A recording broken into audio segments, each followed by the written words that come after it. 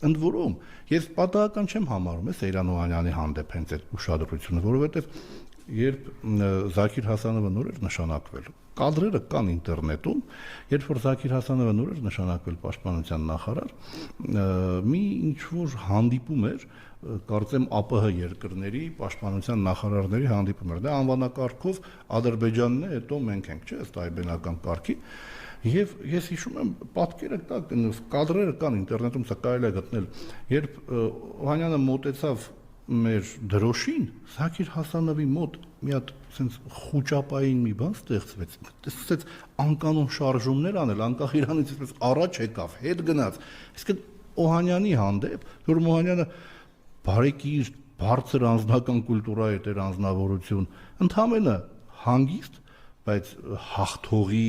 վեհությամբ ու հանգստությամբ գնում էր մեր դրոշի մոտ կանգնելու այդ